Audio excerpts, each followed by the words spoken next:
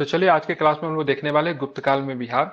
और कल हम लोगों ने मौर्य साम्राज्य के बाद मौर्योत्तर काल जो था उसको पूरी तरीके से हम लोगों ने समाप्त किया था, जिसमें हम लोगों ने क्या क्या पढ़ा है मौर्योत्तर में एक बार रिपीट कर दे रहा हूँ। ठीक है, हम लोगों ने पढ़ा था शुंग राजवंश जिसके फाउंडर पुष्यमित्र शुंग थे, और ब्राह्मण राजवंश था क्योंकि पुष्यमित्र शुंग खुद भी एक ब्राह्मण थे। ठीक है, इन्होंने दो अश्वमेध यज्ञ करवाए थे। इनके पुत्र का नाम अग्निमित्र था। ठीक है, अग्निमित्र से संबंधित हम लोग कालिदास ने जो लिखा था क्या नाम था उसका? मालविका का मालविका अग्निमित्रम। ठीक है, अग्निमित्र के बारे में इसमें जानकारी आपको ध्यान में रखना है, मिलती है। और पुष्यमित्र शुंग के पुरोहित का नाम क्या था? तो उनका पुरोहित का नाम क्या था? पुष्यमित्र शुंग के पुरोहित का नाम बताइए, क्या नाम था? पतंजलि। ठीक है, ध्यान में रखेंगे। उसके बाद हम लोगों ने पढ़ा था कण्व। इनके फाउंडर की बात करेंगे तो कण्व के फाउंडर वासुदेव थे। शुंग वंश के अंतिम शासक देवभूति की हत्या करके इन्होंने कण्व वंश की नींव रखी थी, ध्यान में रखना है। और ध्यान में रखेंगे अंतिम शासक की बात करेंगे, इसका था सुशर्मा। ठीक है, सुशर्मा की हत्या कौन कर देता है? सॉरी, क्या नाम था यार? सुशर्मा नहीं था। क्या नाम था कण्व वंश का? वासुदेव। हाँ, क्योंकि अंतिम शासक की वासु बात करें सुशर्मा तो आंध्र सातवाहन का फाउंडर था। ठीक है, इसके बाद सुशर्मा बनता है, इसको आपको ध्यान में रखना है। ठीक है, तो आई थिंक इसका वासुदेव होना चाहिए। ठीक है, देख लीजिएगा। ठीक है, आंध्र सातवाहन का फाउंडर कौन थे? सुशर्मा ही थे? नहीं, मिस्टेक, सीमुक। क्या सीमुख नाम था? था सर। शेमुक। शेमुक था। ठीक है, और इसका जो अंतिम शासक था सुशर्मा ही था, कनवंश का। ठीक है, इसको आपको ध्यान में रखना है। अब आते हैं हम लोग देखेंगे कुषाण। कुषाण के फाउंडर की बात करें कुजुल कटफिसस थे। ठीक है, भीम कटफिसस उसका पुत्र हुआ। उसके बाद शासक आता है कनिष्क। ठीक है, तो भीम कटफिसस ने सोने के सिक्के जारी किए थे, ये भी आपको ध्यान में रखना है। राजधानी की बात करेंगे तो इसकी राजधानी पेशावर थी, कुषाणों की, पुरुषपुर जिसको कहते थे। एक और राजधानी भी था जिसका नाम था मथुरा। ठीक है, मथुरा। कनिष्क ने 78 ईस्वी पूर्व में क्या किया था? इन्होंने मतलब क्या किया? तो इन्होंने शक संवत चलाया, जिसको भारत सरकार के द्वारा प्रयोग में लाया जाता है। कनिष्क की बात करेंगे तब महायान संप्रदाय का अनुयायी था, बौद्ध धर्म को मानता था। इसके समय में चतुर्थ बौद्ध संगीति का आयोजन किया गया था, यह भी आपको ध्यान में रखना है। ठीक है, अशोक घोष जो थे इनके दरबार में रहते थे। इन्होंने बुद्ध चरित्र, सूत्रालंकार, सौंदर्यानंद जैसे ग्रंथ की रचना की। ठीक है, जब कनिष्क जब पाटलिपुत्र बिहार पे जब हमला करता है तो वहां से अशोक घोष मिलता है, बुद्ध का भिक्षा पात्र मिलता है, एक चमत्कारी मुर्गा भी मिलता है। ठीक है, इनके दरबार में चरक जैसे विद्वान रहते थे, नागार्जुन जैसे विद्वान थे, बहुत सारे लोग थे, वसुमित्र भी थे। चरक ने चरक संहिता लिखा, जो कि जाने माने चिकित्सक थे, जो कि इन्हीं के दरबार में रहते थे। अब हम लोग को पढ़ना है गुप्त काल में बिहार। देखेंगे मौर्य काल के पतनोपरांत, जब मौर्य काल का जब पतन हो जाता है, दीर्घ काल तक भारतवर्ष में किसी एक वंश के शासन के अधीन नहीं आ सका। ठीक है, हमेशा चेंज होने रहता था। इसी कमी को गुप्त शासकों ने पूरा किया और लगभग संपूर्ण भारत को एक राजनीतिक व्यवस्था के अधीन कर दिया। ठीक है, जो कि इससे पहले किसके समय था? तो इससे पहले मौर्य के समय में था, क्योंकि उस समय भारत जो था एकीकृत था। ठीक है, संपूर्ण भारत पे मौर्य साम्राज्य का ही शासन था, यहाँ तक कि भारत के परिधि से बाहर भी। उसके बाद जो छोटे छोटे वंश आते गए, उन्होंने उस तरह का कंट्रोल सिस्टम बना के नहीं रखा। लेकिन गुप्त काल के समय में गुप्तों का प्रशासन जो था बहुत अधिक सशक्त था, संपूर्ण भारत पे एक ही राजनीतिक व्यवस्था के अधीन कर दिया गया। ठीक है, गुप्त काल के शासन विज्ञान के लिए, गणित के लिए, वाणिज्य के लिए, खगोल विज्ञान के लिए, साहित्य के लिए और धर्म के लिए, दर्शन के लिए, इनमें काफी विकास होता है। ठीक है, यहाँ पे चतुर्दिक विकास किया गया, मतलब चारों तरफा विकास किया गया। इसलिए भारत के इतिहास में गुप्त काल को स्वर्ण काल के तौर पे भी हम लोग जानते हैं, ये भी आपको ध्यान में रखना है। ठीक है, गुप्त साम्राज्य का उदय कहां पे हुआ? तो ध्यान में रखेंगे तो गुप्त साम्राज्य की बात करेंगे तो गुप्त साम्राज्य का उदय तीसरी सदी के अंत में प्रयाग के निकट कौशाम्बी से हुआ। कहां से हुआ? तो प्रयाग के निकट कौशाम्बी से तीसरी सदी के अंत में, ठीक है, इसका उदय हुआ। गुप्त वंश का प्रारंभिक राज आधुनिक उत्तर प्रदेश तथा बिहार में था। ठीक है, अब पूछा जाएगा गुप्त किसके सामंत थे? तो ध्यान में रखेंगे कुषाणों के सामंत थे। किसके सामंत थे? कुषाणों के सामंत थे। ठीक है, ध्यान में रखना है। कुषाणों का सामंत कौन हुआ करते थे? गुप्त हुआ करते थे। ठीक है, ध्यान में रखना है। जब मौर्य वंश के पतन के पश्चात नष्ट हुई राजनीतिक एकता का पुनः स्थापित करने का श्रेय किसे जाता है? गुप्त वंश को जाता है। क्योंकि आप देखो कि मौर्य साम्राज्य जब नष्ट होता है, बीच में शुंग आता है, कण्व आता है, या फिर आप देखोगे यहाँ पे, ठीक है, शुंग हो गया, ठीक है, कण्व हो गया, या फिर कुषाण आ गए, या फिर आंध्र सातवाहन आ गए। तो ये मौर्यन की तरह पूरे संपूर्ण भारत पे शासन नहीं कर पाए, और नहीं इनका मतलब विदेशों के धरती पे भी इनका अधिकार था। जैसे मौर्यन की बात करेंगे तो अफगानिस्तान वगैरह था, पूरा मतलब अफगानिस्तान पूरा कवर कर लेता था, ईरान के आसपास पहुंच गया था, ठीक है। तो काफी बड़े क्षेत्र पे इनका शासन था। वैसा ही शासन व्यवस्था आगे चल के गुप्तों ने भी स्थापित स्थापित की, ठीक है। आप थोड़ा देखेंगे गुप्त के प्रमुख शासक के बारे में हम लोग देखते हैं। तो गुप्त साम्राज्य की नींव तीसरी शताब्दी के उत्तरार्ध में पड़ी, ठीक है, बाद में। और उत्थान की बात करेंगे तो चौथा सेंचुरी मतलब 4th सेंचुरी में इनका पूर्वार्ध में हुआ। मतलब इनका साम्राज्य की नींव तो तीसरी शताब्दी के उत्तरार्ध में, मतलब तीसरी शताब्दी के बाद। और उत्थान की बात करेंगे चौथी शताब्दी के पूर्व ही, मतलब इनका खूब मतलब उत्थान हो गया, मतलब अपने चरम पे पहुंच गए। और इस वंश के अगर फाउंडर की बात करेंगे तो श्री गुप्त थे। कौन थे? गुप्त साम्राज्य के संस्थापक कौन थे? श्री गुप्त थे। लेकिन इनको वास्तविक संस्थापक नहीं माना जाता है, क्योंकि आगे चल के सशक्त करने का काम किसी और ने किया, ठीक है। तो गुप्त वंश के संस्थापक श्रीगुप्त थे। प्रयाग प्रशस्ति के अनुसार, प्रयाग प्रशस्ति समुद्रगुप्त से संबंधित है, जिसके लेखक हरिसेन है, ठीक है, ध्यान में रखिएगा, पूछा जाता है प्रयाग प्रशस्ति के लेखक कौन है। प्रशस्ति का मतलब होता है प्रशंसा पत्र होता है, क्योंकि राजा के सम्मान में, राजा के प्रशंसा में लिखी जाती थी, ठीक है। तो प्रयाग प्रशस्ति के अनुसार गुप्त वंश की स्थापना कब हुई? 275 ईस्वी में श्रीगुप्त ने की थी। श्रीगुप्त ने अयोध्या तथा उसके पूर्व में सारनाथ क्षेत्र पे 240 से लेकर 280 ईस्वी तक शासन किया। श्रीगुप्त के पश्चात 280 ईस्वी से 319 ईस्वी तक उसके पुत्र घटोत्कच ने शासन किया। लेकिन एक घटोत्कच ने जो शासन जो किया 319 ईस्वी पे, यही 319 ईस्वी आगे चल के जो शासक बनेंगे चंद्रगुप्त प्रथम, जिनको पहला शक्तिशाली अब वास्तविक संस्थापक माना जाता था। अगर एग्जाम में प्रश्न अगर पूछे गुप्त वंश का स्थापना कब हुआ, तो आप लोग यहाँ पे 275 मत करना, 319 करना, ठीक है। ये 319 ईस्वी में ही गुप्त वंश का स्थापित मतलब पूरे तरीके से माना जाता है। हालांकि चंद्रगुप्त प्रथम से पहले दो गुप्त शासक और भी थे, जिसका नाम था घटोत्कच, जो कि चंद्रगुप्त प्रथम के पिता थे। उसके बाद आ जाएंगे श्रीगुप्त साहब, ठीक है। इनको आपको ध्यान में रखना है, ठीक है। तो सबसे पहले श्रीगुप्त, फिर घटोत्कच। घटोत्कच का शासन 280 से लेकर 319 ईस्वी तक रहेगा। घटोत्कच श्रीगुप्त का कौन था? पुत्र था, ठीक है। 280 से लेकर 319 ईस्वी तक गुप्त साम्राज्य का शासक बना। इसने महाराजा की उपाधि धारण की थी। कौन सी उपाधि इसने धारण की थी? इसने महाराजा की उपाधि धारण की थी। प्रभावती गुप्त के पूना एवं रिद्धपुर त्रामपत अभिलेखों से घटोत्कच को गुप्त वंश का प्रथम राजा बताया गया, ठीक है। हालांकि फाउंडर की बात करेंगे श्रीगुप्त था, प्रथम राजा बताया गया है कि इसको घटोत्कच को। कहां से? तो पूना एवं रिद्धपुर त्रामपत्र से, ठीक है। किसके है? तो ये प्रभावती गुप्त के ये त्रामपत्र अभिलेख है, ठीक है। क्या नाम है? पूना एवं रिद्धपुर त्रामपत्र अभिलेख का संबंध किससे? प्रभावती गुप्त। प्रभावती गुप्त की बात करेंगे तो चंद्रगुप्त की पुत्री थी, ठीक है, ध्यान में रखेंगे।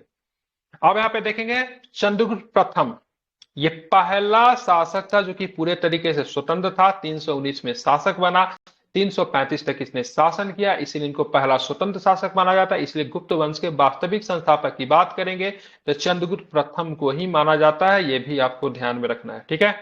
पुराणों तथा प्रयाग प्रशिष्टि से चंद्रगुप्त प्रथम के राज्य के विस्तार के विषय में जानकारी मिलती है, ठीक है। तो गुप्तों के बारे में जानकारी आपको पुराणों से भी मिलती है, और साथ में आपको कहां से मिलता है? तो ध्यान में रखना है, प्रशिष्ट से मिलता। अगर आपसे पूछा जाए किस पुराण में गुप्त साम्राज्य के बारे में जानकारी मिलती है, तो क्या गुप्त का मतलब क्या होता है? गायब, हवा, ठीक है, हवा। वायु क्या होता है? वायु क्या होता है? आप देख नहीं पाते ना, वायु क्या होता है? गुप्त होता है, यू कांट सी, ठीक है। तो वायु पुराण से गुप्त साम्राज्य के बारे में जानकारी मिलती है, ठीक है। किससे? वायु पुराण से, ठीक है। मौर्य साम्राज्य की भी जानकारी आपको किससे मिलती है? ध्यान में रखेंगे तो विष्णु पुराण से मिलती है। किससे मिलती है? विष्णु पुराण से मौर्य साम्राज्य के बारे में जानकारी मिलती है। एक पुराण और भी, आंध्र सातवाहन के बारे में जानकारी मत्स्य पुराण से मिलती है, ठीक है। किससे? आंध्र सातवाहन के बारे में जानकारी मत्स्य पुराण से मिलती है। तो ये कुछ वंशावली है जिनके बारे में जानकारी पुराणों से मिलती है। आंध्र सातवाहन हो गया, मौर्य हो गया, और वायु पुराण हो, सॉरी वायु पुराण बोला, गुप्त वंश हो गया, जिसके बारे में जानकारी वायु पुराण से मिलती है। मौर्य के बारे में जानकारी विष्णु पुराण से मिलती है।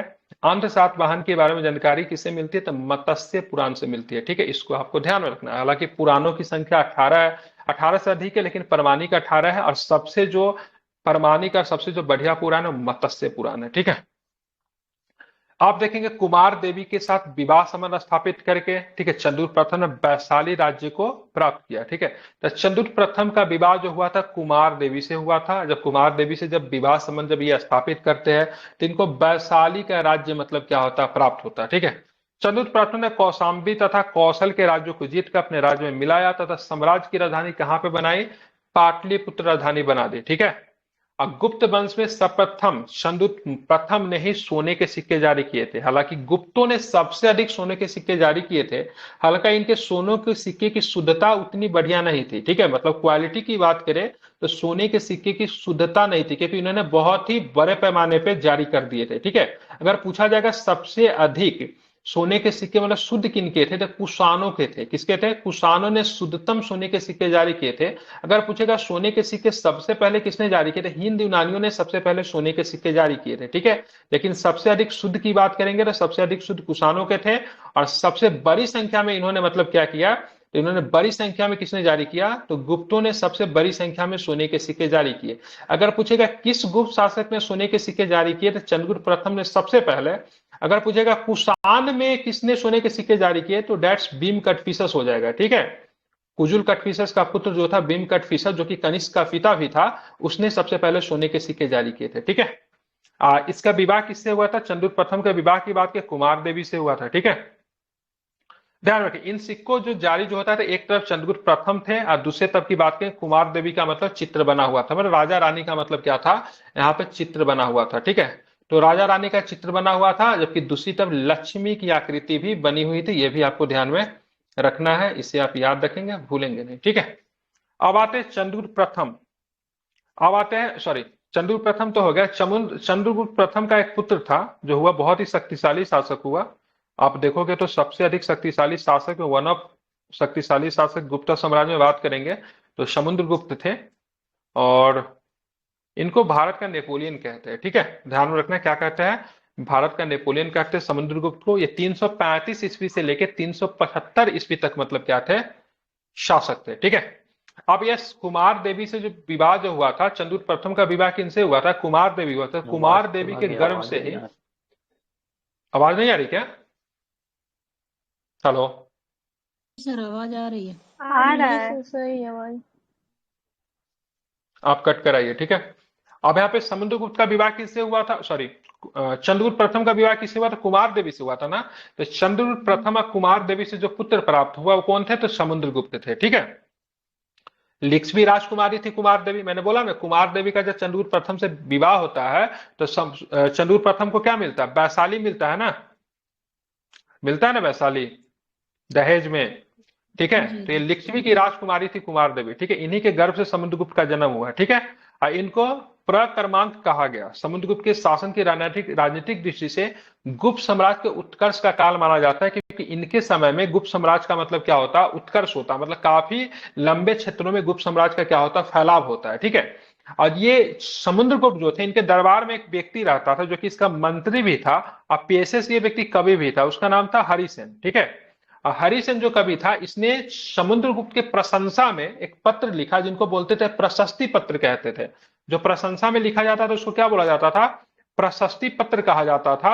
और उसमें इसने समुद्रगुप्त का बहुत तारीफ कर रखा है। हालांकि समुद्रगुप्त के बारे में जो ज्यादातर जानकारी जो हमें प्राप्त होता है वो प्रयाग प्रशस्ति से प्राप्त होता है, ठीक है। अब प्रयाग प्रशस्ति के लेखक कौन है, तो प्रयाग प्रशस्ति के लेखक जो है हरिसेन है। कौन है, ध्यान रखें, कौन है इसके लेखक, इसके लेखक हरि सिंह है, ठीक है।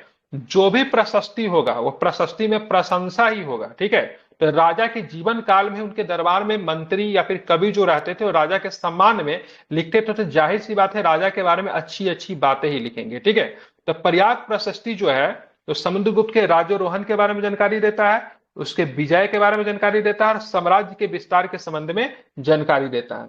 समुद्रगुप्त ने एक उपाधि धारण की थी जिनका नाम था महाराजा धीराज उपाधि धारण की थी। हालांकि इनको प्रक्रमांक भी कहा जाता था, ठीक है। तो महाराजा धीराज की उपाधि इसने धारण की थी, ठीक है। इसने मतलब क्या किया था ना, इसने मतलब क्या किया, इसने मतलब बहुत सारे राजाओं को हराया था, ठीक है। इसकी विजय अभियानों को देखते हुए बीएस स्मिथ ने इनको क्या बोला, भारत का नेपोलियन कहा, ठीक है। तो समुद्रगुप्त को भारत का नेपोलियन किसने कहा था, तो बीएस स्मिथ ने कहा था। ये भी ध्यान में रखेंगे, कभी कभी एग्जाम में पूछता है तो बताओ किसने कहा था, तो बीएस स्मिथ का नाम ध्यान में रखना है, इंपॉर्टेंट है, ठीक है। उसने उत्तरी भारत इसको आर्यभट्ट कहते हैं, वहां के 9 राजाओं का दक्षिणी भारत के मतलब 12 शासकों को पराजित किया।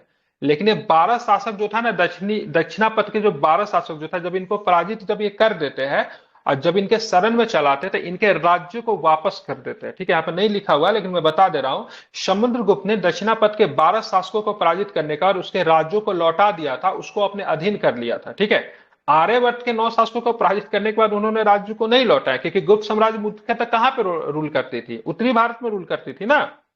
तो उत्तर भारत में तो ऑलरेडी ये कंट्रोल कर सकता है, लेकिन दक्षिण भारत तक काफी दूर पड़ जाता था। तो दक्षिण भारत के शासकों को बोला से तुम मेरे अधीन आ जाओ, और उनके राज्यों को उसका सम्मान उनको क्या किया? वापस लौटा दिया। ठीक है, तो उत्तरी भारत के 9 राजाओं और दक्षिण भारत के 12 शासकों को इन्होंने पराजित किया था। इसी विजय अभियान को देखते हुए इनको भारत का नेपोलियन कहा गया था। ये उपाधि किसने दी थी? तो बीएस स्मिथ ने दी थी। ठीक है, अपनी विजयों के उपरांत समुद्रगुप्त ने अश्वमेध यज्ञ किया, जिसकी जानकारी उनके सिक्कों एवं परवर्ती अभिलेखों से प्राप्त होती है। ठीक है, समुद्रगुप्त जो था थोड़ा कवि टाइप के भी व्यक्ति थे। ठीक है, इनको इनको ठीक है कला का या फिर विद्या का संरक्षक माना गया। ठीक है, समुद्रगुप्त एक असाधारण सैनिक योग्यता वाला उच्च कोटि का विद्वान था, विद्वान का उदार था, इसे कविराज भी कहा गया।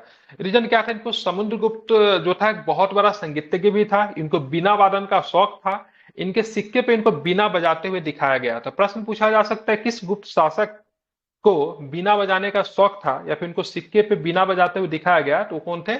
समुद्रगुप्त थे। ठीक है, इसने अपने प्रसिद्ध बौद्ध विद्वान वसुबंधु को अपना मंत्री नियुक्त किया था। ठीक है, तो वसुबंधु की बात करेंगे तो क्या था? समुद्रगुप्त का अपना मंत्री भी नियुक्त किया था, हालांकि इसका मंत्री था कविता हरिसेन भी था। ठीक है, काव्या काव्यालंकार सूत्र में समुद्रगुप्त का नाम चंद्र प्रकाश मिलता है। ठीक है, तो समुद्रगुप्त का नाम क्या था? एक चंद्र प्रकाश भी नाम था, ध्यान में रखेंगे। ये कहां से जानकारी मिलती है? तो काव्यालंकार सूत्र में मिलता है। ठीक है, ध्यान में रखना है।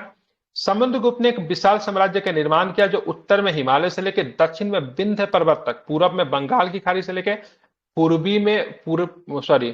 में बंगाल की खाड़ी से पश्चिम में पूर्वी मालवा तक इसका साम्राज्य लगती थी। ठीक है, यानी कि बहुत ही मतलब व्यापक, बहुत ही मतलब बड़ा साम्राज्य था। ठीक है, इनका ध्यान में रखेंगे तो समुद्रगुप्त का। और समुद्रगुप्त का जो पुत्र जो है वो भी काफी पराक्रमिक शासक थे। ठीक है, द ग्रेट पर्सनालिटी, जिनका नाम था चंद्रगुप्त विक्रमादित्य।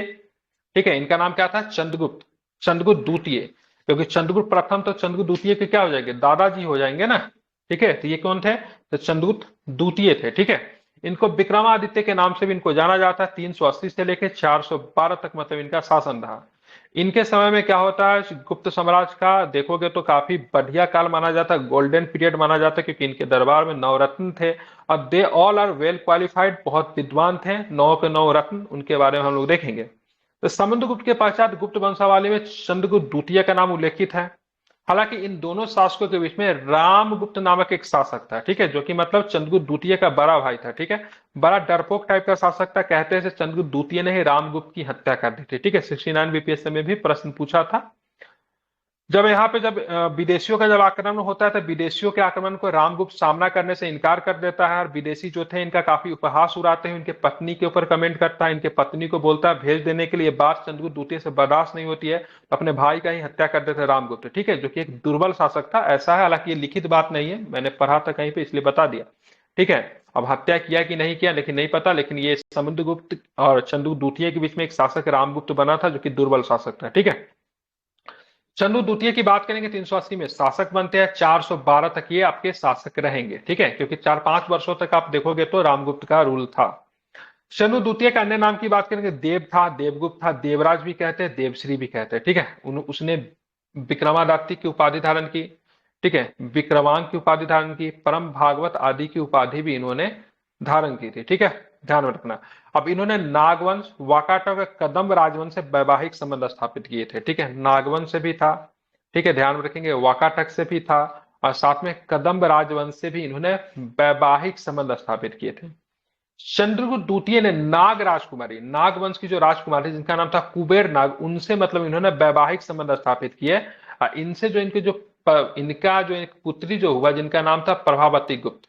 अब प्रभावती गुप्त का विवाह वाकाटक वंश के शासक से इनका विवाह करवा देते हैं। ठीक है, जिनकी अल्प आयु में मृत्यु हो जाती है। ठीक है, आप देखेंगे यहाँ पे क्या था, यहाँ पे तो चंद्रगुप्त द्वितीय ने 389 में, ठीक है, शकराज शक राजा रुद्र सिंह द्वितीय पे विजय प्राप्त किया।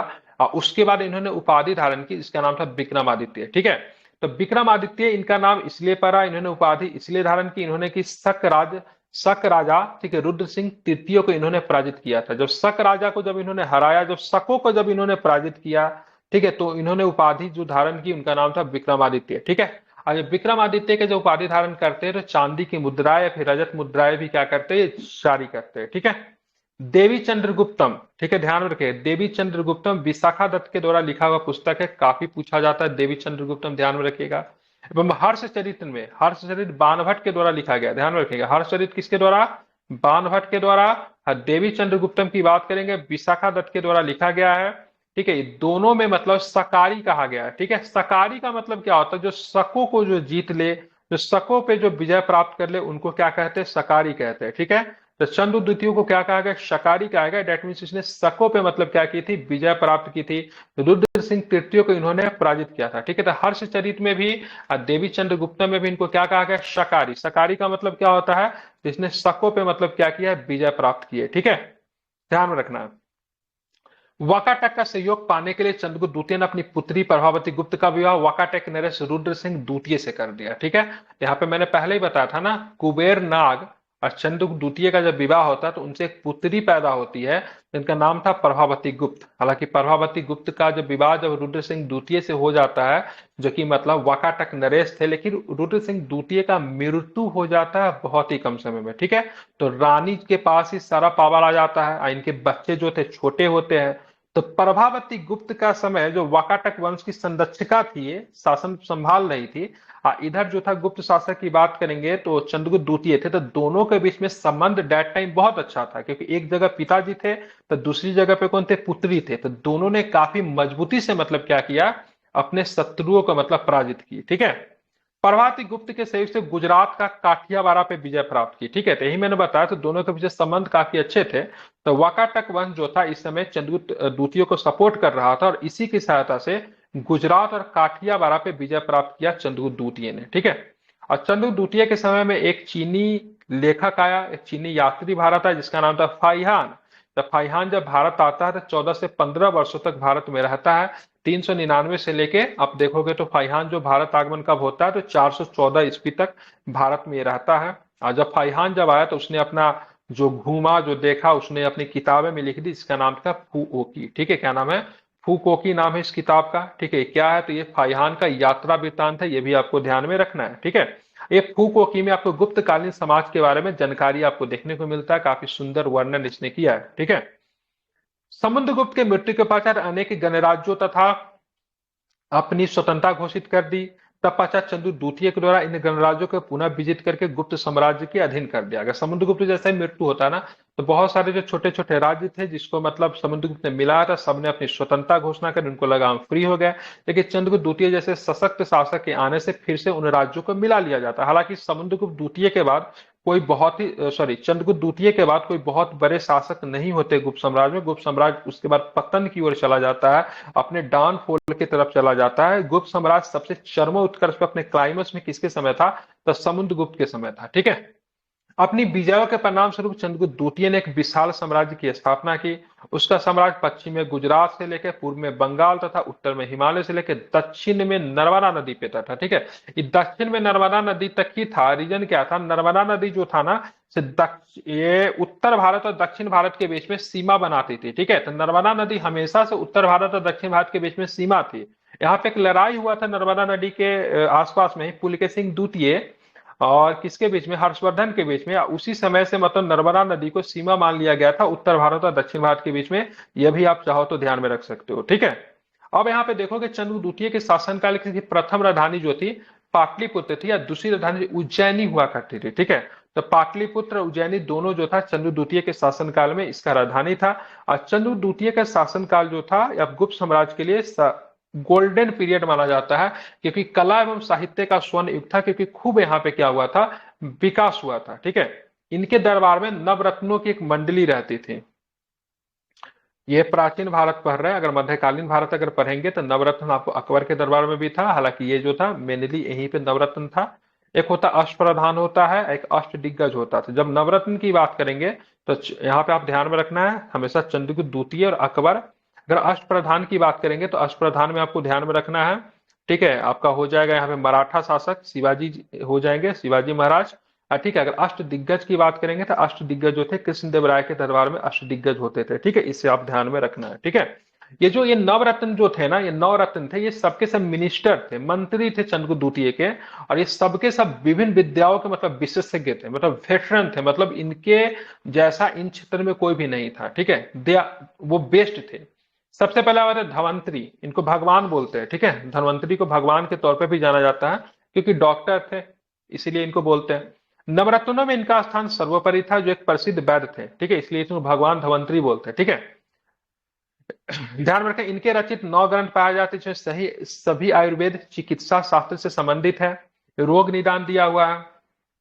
ग्रंथ का नाम वैद्य चिंतामणि है, विद्या प्रकाश चिकित्सा है, धन्वंतरी निघंटु है, वैधक भास्करादय है, तथा चिकित्सा सार संग्रह इनकी प्रमुख रचना है। चिकित्सा सार संग्रह एक तरह का डिक्शनरी है। अभी आप दुकान में जाओगे, नॉर्मल डिक्शनरी खरीद लोगे और उसमें मेडिकल का कोई वर्ड आप ढूंढोगे ना तो आपको नहीं मिलेगी, मेडिकल की अलग से डिक्शनरी आती है। दैट टाइम धन्वंतरी जी ने इन्होंने एक डिक्शनरी टाइप का बना दिया था, जितने भी साथ जितने भी वर्ड वगैरह थे सबको बहुत बेहतरीन ढंग से इन्होंने वेल एक्सप्लेन किया था। तो चिकित्सा पे इन्होंने 9 ग्रंथ लिख दिए, ठीक है, चिकित्सा पे इन्होंने बहुत सारे ग्रंथ लिखा, ठीक है, 9 ग्रंथ लिख दिए जिनमें से कुछ का नाम यहाँ पे दिया हुआ है, ठीक है। ये चिकित्सा के ऊपर बात करेंगे तो बहुत बड़े मतलब सिद्धहस्त थे। इनका काम था युद्ध में जो घायल, जो ध्यान में रखें, युद्ध में जो घायल जो सैनिक जो होते थे उन सबका शल्य चिकित्सा करना, उनका उपचार करना। ये सुश्रुत के गुरु थे, ठीक है, सुश्रुत ने किताब लिखी जिनका नाम सुश्रुत संहिता, उसकी गुरु थे। अभी आप देखते हो ना, अभी शल्य कर्म देखते हो, जैसे अभी जो क्या होता है, कोई शरीर हो जाता है उसको जोड़ देना, उसको फिर से मतलब वो कर देना, क्या बोलते हैं, सर्जरी करना, जानते हैं ना सर्जरी, ठीक है। तो सर्जरी का जनक सुश्रुत को माना जाता है, मतलब उस समय इन्होंने सर्जरी कर दी थी, ठीक है। तो धन्वंतरी के शिष्य जो थे सुश्रुत थे, ये सुश्रुत संहिता इन्होंने लिखा था। ये सर्जरी के फादर भी माने जाते हैं, मतलब उस समय पे इन्होंने सर्जरी कर दिया था, ठीक है, ध्यान में रखेंगे। उसके बाद है छपनक। छपनक की बात करिए, एक सन्यासी थे, इन्होंने कुछ ग्रंथ लिखे जिनमें भिक्षाटन की उपलब्ध बताया जाता है, ठीक है, ध्यान में रखेंगे छपनक। उसके बाद अमर सिंह, अमर सिंह की बात करेंगे तो ये ध्यान में रखेंगे, ये प्रकांड विद्वान थे। इनका प्रमुख ग्रंथ जो था अमर कोश था, ठीक है, इसे विश्व का पहला समानांतर कोश भी माना जाता है। इस कोश में करीब 10,000 नाम थे, मतलब 10,000 नाम थे और 10,000 नाम का सही सही जानकारी जो था इसमें दिया हुआ था, अमर सिंह के द्वारा लिखा गया था। अब आते शंकु, ठीक है, शंकु काफी संस्कृत के विद्वान थे, इनका पूरा नाम था शंकुक था। इनका ये काव्य ग्रंथ, ठीक है, भुवना भयोदयम बहुत प्रसिद्ध रहा। इन्होंने संस्कृत का प्रकांड विद्वान माना जाता है। अब आते हैं बेताल भट्ट, ठीक है, बेताल भट्ट पे बहुत अधिक मूवी वगैरह भी बना। बेताल 25 आप लोगों ने किताब भी देखा होगा, मार्केट में बिकती है। ये विक्रम और बेताल की कहानी जग प्रसिद्ध है, ठीक है। इसमें देखिएगा विक्रम राजा होता है, ठीक है, और बेताल से कुछ प्रश्न पूछता है और बेताल उसके शरीर पे बैठ के आगे तक जाता है, फिर बीच में कुछ होता है, फिर बेताल पेड़ पे चला जाता है, फिर विक्रम उसको लेकर आता है। ऐसे 25 कहानी है, जिसको बेताल पंचविंशति के नाम के से भी जाना जाता है। इनके रचयिता है ये। बेताल 25 से ये सिद्ध होता है कि राजा विक्रमादित्य के वर्चस्व से बेताल भट्ट कितने प्रभावित है। उन्होंने विक्रम बेताल के माध्यम से विक्रमादित्य के साहस और पराक्रम कथाओं को पिरोया है, ठीक है, जिनका नाम था बेताल भट्ट। अब आते हैं छठा नंबर पे घट घट खपर, ठीक है, ये कौन थे, ये विक्रमादित्य के नवरत्नों में संस्कृत के ज्ञाता थे। इन्होंने संस्कृत में यमक और अनुप्रास के विशेषज्ञ ज्ञाता थे। इसकी रचना का नाम घट खरपर काव्यम है। इसका दूसरा ग्रंथ की बात करें नीति सार है, ठीक है। अब कालिदास, ऐसा माना जाता है कि कालिदास सम्राट विक्रमादित्य के प्राण प्रिय कवि थे। उन्होंने अपने ग्रंथों के विक्रम के व्यक्तित्व का उज्जवल स्वरूप निरूपित किया है। वह न केवल अपने समय के अति प्रिय साहित्यकार थे, अपितु आज तक भी कोई उन जैसा अति प्रीतम साहित्यकार उत्पन्न नहीं हुआ, ठीक है। कालिदास से बड़ा कवि आज तक पैदा नहीं लिया, ठीक है, ध्यान रखें। उनके 4 काव्य और 3 नाटक काफी प्रसिद्ध हुए। अभिज्ञान शकुंतलम उनकी, ठीक है, सर्वोत्कृष्ट रचना है, ठीक है। अभिज्ञान शकुंतलम की बात करेंगे, शकुंतला जो थी, ठीक है, ध्यान में रखेंगे, एक शकुंतला जो थी से क्या बोलते उसको यार, ऋषि के पुत्री थी, हालांकि ऋषि की ओरिजिनली पुत्री नहीं थी, ठीक है। और विश्वामित्र का तपस्या किसने भंग किया था? क्या नाम था? मेनका। मेनका की पुत्री थी। हालांकि मेनका जो थी सो मतलब तो क्या बोलते हैं, इंद्रलोक में रहने वाली थी ना, तो वो शकुंतला को अपनाने से इनकार कर देता था। शकुंतला को एक ऋषि पालता है, और इनका विवाह जो होता है, ठीक है, किनसे होता है मैं नाम भूल गया, भरत के पिता से होता है। क्या नाम था उनका? लेकिन बाद में क्या होता है ना, शकुंतला का विवाह तो हो जाता है, लेकिन बाद में इनका पति इनको भूल जाता है। रीजन क्या था? तो शकुंतला जब ख्यालों में जब खोई भी रहती है, तो एक कवि आता, सॉरी, एक ऋषि आते हैं, तो ऋषि को सम्मान नहीं दे पाती है। तो ऋषि इनको साफ दे देता है कि तुम जिसके प्रेम में हो, जो तुमको याद कर रहे हो, जिसके वजह से तुमने अपमान किया, वो तुमको भूल जाएगा, ठीक है।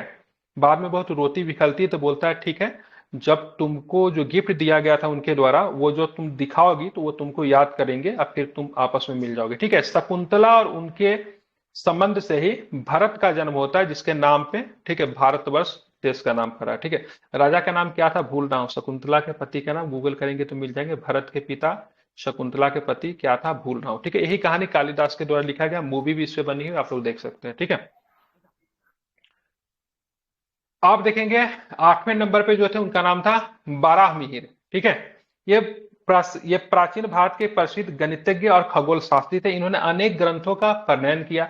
इसमें सूर्य सिद्धांत, ठीक है, बृहद जातक, बृहद संहिता, ये बृहद संहिता कई बार पूछता है, पंच सिद्धांतिका, विवाह पटल, लागू जतक, योग यात्रा आदि से मिले, ठीक है। इन्होंने सबसे पहले ये बताया था कि भाई साहब सूर्य जो है, ठीक है, केंद्र में है, ग्रह इसके चारों ओर, हाँ दुष्यंत, हाँ बिल्कुल ठीक है, शकुंतला, शकुंतला दुष्यंत, ठीक है। शकुंतला दुष्यंत का जो आपस में प्रेम से जो बच्चे जो हुए उनका नाम क्या है? तो उनका नाम जो था ध्यान में रखेंगे, क्या बोलते हैं यार उसको, भरत। भरत पैदा हुआ, ठीक है, ध्यान में इनको रखना। भरत के नाम से ही देश का नाम क्या पड़ा? भारतवर्ष पड़ा, ठीक है, ध्यान में रखना, ठीक है। चलिए, तो यहाँ पे 12 मिहिर जो थे बहुत बड़े खगोल शास्त्री थे। इन्होंने सबसे पहले बताया कि सूर्य जो है से केंद्र में है, और अन्य सभी ग्रह जो है से सूर्य का मतलब क्या कर रहा है? परिक्रमा कर रहा है, ठीक है, ध्यान रखें। तो इन्होंने ये सिद्धांत दिया था, ठीक है। आगे चल के अब कितने वर्षों के बाद साइंस ने भी इसको सेटिस्फाइड किया, ये तो आप लोग जानते ही हैं। अब आते हैं वरुचि। क्या नाम है? वरुचि। कालिदास की भांति ही वरुचि भी अत्यंतम काव्यकर्ताओं में गिने जाते हैं। पत्र कौमुदी, ठीक है, सुदक्ति, कर्णामृत, ठीक है, सुविशातवली, क्या लिखा हुआ? सुविशातवली इनकी प्रमुख रचनाओं में गिनी जाती है, ठीक है, ध्यान में आपको रखना है। तो सारे के सारे जो थे, ध्यान में, ये नवरत्न थे। नवरत्न में कौन कौन शामिल थे? धन्वंतरी थे, छपनक थे, अमर सिंह थे, शंकु थे, बेताल भट्ट थे, घट कर पर घट घटक पर थे, ठीक है, कालिदास थे, बारह मिहिर थे, वरुचि थे, ठीक है, ध्यान में रखना है। आप देखेंगे चंद्रगुप्त द्वितीय के नवरत्नों के अलावा इतिहास में सम्राट अकबर के नवरत्न और शिवाजी के अष्टप्रधान और कृष्णदेव राय के अष्टदिग्गज के नाम से विशेष कैबिनेट रखने की चर्चा मिलती है, जो कि बात मैंने आपको पहले ही बता दिया। वर्तमान संदर्भ में किचन कैबिनेट अथवा किचन कैबिनेट अथवा कैबिनेट सरकार के अंदर जो होता, उस समय के नवरत्नों जैसा ही था, ठीक है, जो कि गवर्नमेंट को एडवाइस देने का काम उस समय भी करती थी, अभी भी करता है, ठीक है। अब आते हैं एक शासक और भी हमारे रह गए, ठीक है, तो आई थिंक ये मैं आपको कल बताऊंगा, क्योंकि यहाँ पे कुमार गुप्त है, फिर स्कंद गुप्त है, तो ये थोड़ा सा ये लोग ठीक शासक थे, इस समय तक उतना डाउनफॉल नहीं हुआ, क्योंकि इनके बाद ये डाउनफॉल होना शुरू हो जाता है, ठीक है। तो कल के क्लास में कुमार गुप्त प्रथम, ठीक है, स्कंद गुप्त, उसके बाद गुप्त काल में गुप्त काल का विकास, ठीक है, और साथ में हम लोग यहाँ तक पढ़ेंगे। उसके बाद हम लोग गुप्त काल, गुप्तोत्तर काल, अब गुप्तोत्तर काल मतलब गुप्त काल के बाद का काल कैसा था, उसके बारे में भी हम लोग देखेंगे, ठीक है। तो एक दिन और आपका गुप्त काल चलेगा, उसके बाद आपका समाप्त होगा। तो फिर कल के क्लास में हम लोग इसको देखते हैं, ठीक है।